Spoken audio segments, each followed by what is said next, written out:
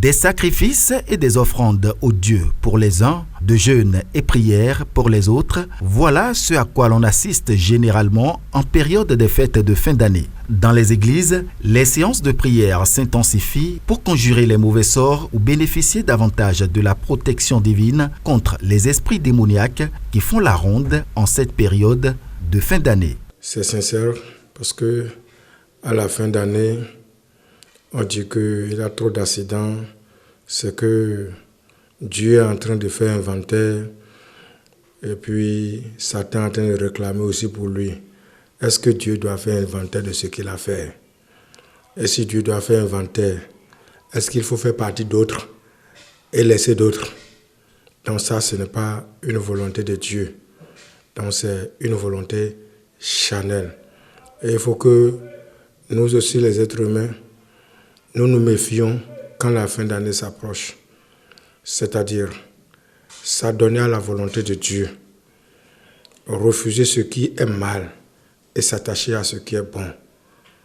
Du moment où la Bible nous a dit que Lucifer, c'est-à-dire le diable, a été renvoyé du ciel pour la terre et l'a promis à Dieu.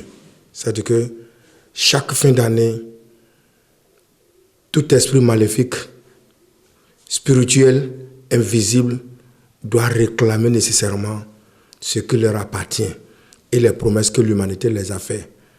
Donc ce n'est pas une inventaire de Dieu, mais peut-être les réclamations diaboliques de ce qu'il a donné à des têtes invisibles.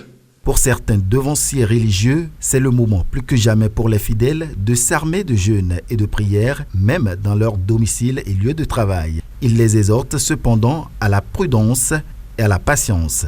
C'est Dieu qui est notre créateur et c'est lui qui protège. Sa parole nous déclare que c'est lui qui veille.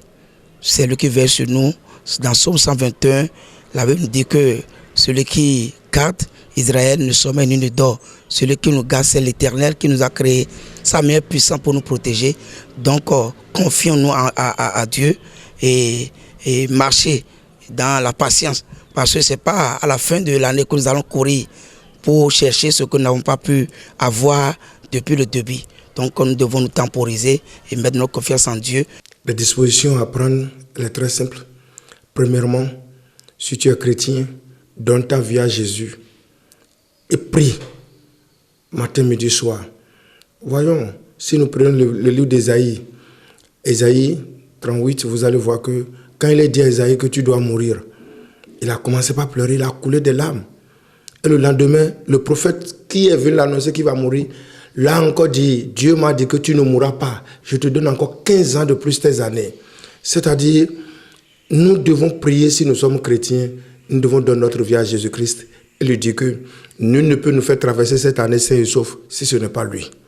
Alors, si nous sommes des autres chrétiens, des autres religions animistes ou musulmans, nous les apprenons, ils aussi apprennent que nous devons prier nécessairement pour traverser l'obstacle de la fin d'année.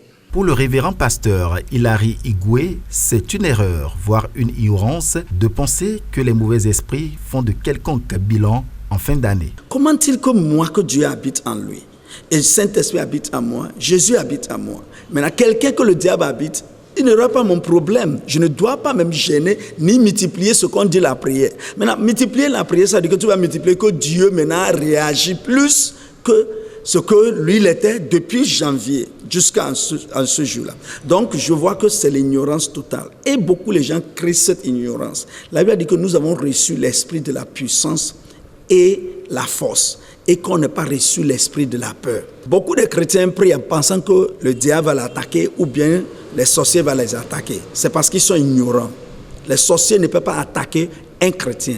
Les gens pensent que, oui, dans le fin d'année, les gens vont faire sacrifice, ils vont envoyer la flèche. Ça, c'est de l'ignorance. Et vu que ces fêtes de fin d'année riment avec la campagne électorale pour les législatives de 2023, de nombreux devanciers religieux prient pour la paix en cette période électorale. Mon appel, c'est que chaque citoyen puisse mener des comportements de paix pour que nous puissions aller à l'élection dans la paix, dans la quiétude, pour que le Seigneur, Dieu puisse accomplir sa volonté pour notre pays. Tout ce que nous voulons, c'est la paix pour notre pays.